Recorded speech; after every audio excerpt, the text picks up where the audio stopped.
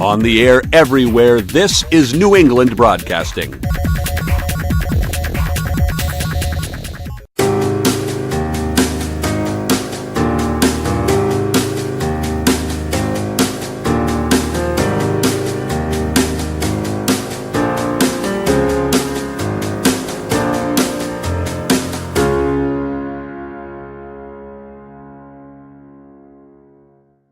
It's time for Chit Chat with Elesia Carey, and oh my God, here she is. How are you?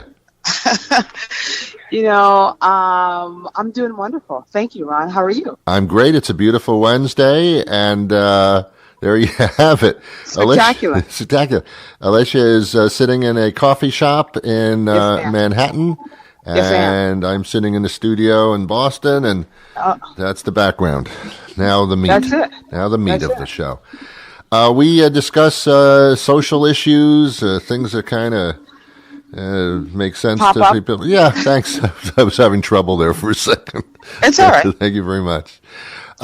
Today we're talking about horoscopes and things like that. If you're into it, people that follow them, people that don't.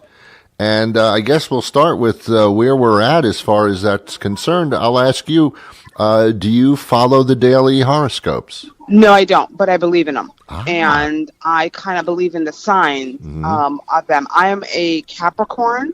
I see. And when you look up a Capricorn, if you have the opportunity now, you'll see that it basically describes me. Really, we're goats. That's our symbol, our animal symbol, our sign. Climbers, and that has basically defined me from the jump. Always climbing, always climbing to newer heights. Yeah. Goats are a very durable animal. They also eat garbage. I know that's hard. That's something we're always working to overcome. But their persistence in climbing to the top. That's a Capricorn quintessentially. Now I'm a Scorpio. Oh gosh, no way. Yeah. Oh my God. And I think that means that I like to go in the desert and bite people. I mean, I don't understand. No, that means you can sting. My sister's a Scorpio. Yeah. You don't act like Maxine, but she. I think your people. Your people can sting though. I think you probably can sting when you want to. I think your people can sting too. Really? Okay. Well, sure. I mean, I don't follow the horoscopes. And you don't? No. So you're 0. So on the scale of believing them, which is 10 and 0, you use that to line your bird cage or your iguana cage. Which one? Yeah. Which one is it? My Scorpio cage. I don't follow it at all. Sometimes I look at it if someone I'm with says, "Hey, let's read the horoscope," and here's what I always find. In the description of what's going to happen for the day, some of it makes sense, but a lot of it doesn't. But the person reading it seems to me to be picking up the stuff that does relate and disregarding the stuff that doesn't. Okay, I'm going to give you this. All right. Let me give you this. All right. I've read different horoscopes, and different horoscopes all say different things. Yes. So if you pick up 10, yes, if we look at 10 horoscopes today, they'll all say 10 different things. Well, I wonder why that would happen. Yeah. Because it's being interpreted from one individual. Okay. So that's where the 10 comes in. They're reading these, let's just say, whatever, astrological signs.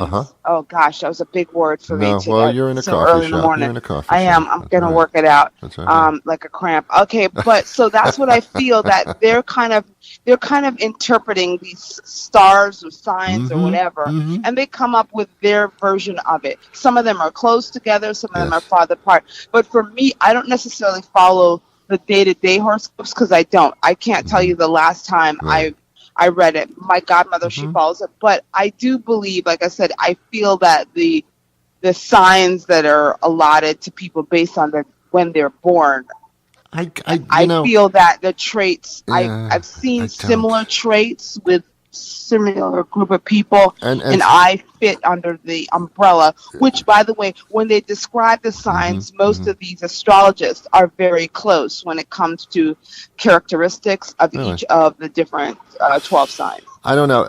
I think the Chinese kind of made their point. Well, they made a point about it. Their horoscopes and their predictions and their characterizations are done by the entire year. And this is the year of the rabbit. So if you're born in a certain year, then everybody that was born in that 12-month span all has the same traits and characteristics as you do. And I think that is so incredibly absurd and general that I think the Chinese are pretty much, I think they're poking fun at it, actually, is I think what they're doing. Because they actually believe that if you're a rabbit, then you've got these certain traits from everybody is born in that year, and I think it's a good example. I know a lot of people who have the traits of Gemini. They're two-faced. I guess that would be the overriding thing. That is the general. But yes. I know a lot of two-faced people who are not Gemini. Look at you, Mr. Philosopher. Gosh. Well, I do have. It's your day. Well, I wanted to have a doctor's degree in something, so that was the best I could come up Today's your day. Why is today my day? Is that what it says in the horoscope? No, but I hear what you're saying, and I think you're probably saying for a lot of people, you're right. It's general. You know a lot of two-faced. You know a lot of backstabbers. You know a lot of people who sting you. You know a lot of ambitious people. Yeah. And etc. You're right.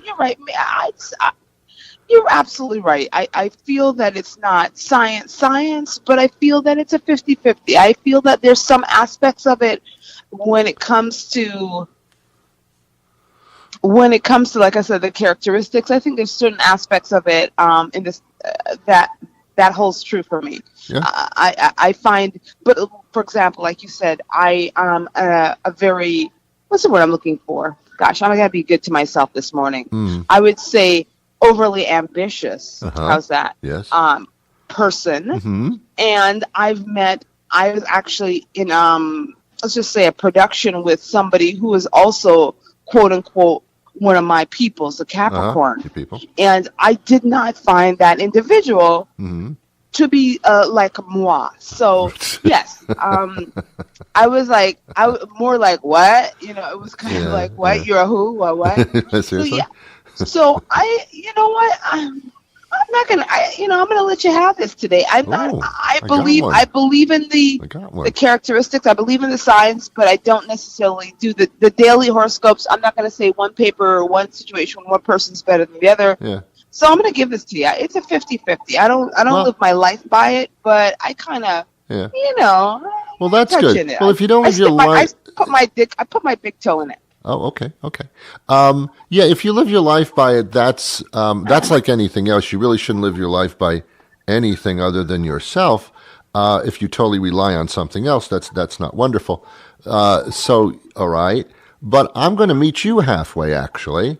And I'm going to tell you, I'm going to tell you that whatever positive things you can pick up from something is always okay and always good. So, in other words, if you can relate to something, well, well, thank you so much. Yeah, if you find something that gives you the energy and the drive from something that was written or then that's positive. So, I'll give it that. I guess what I would be objecting to are people that live their lives through something else and not through themselves. And horoscopes, for many people that I've seen, has taken away their individuality and their thought process and just dumped it in somebody's lap. And as you say, every horoscope is different.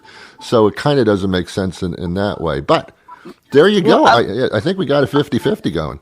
I like what you just said. And it had me thinking about other practices. Like, for example, feng shui is something that I dabble a little bit in, as you know, everything, but I do dabble in interior decorating, and I used to, and I still do sorts of it, but with a feng shui twist, if you will, when it comes to decorating. Yeah. And I Reiki, we talked about, I think, and I both there is. You're right. I take the good. I don't. and I used to be a little bit more gung ho in terms of bunker, but I pulled back and I take a little bit from here, some from here.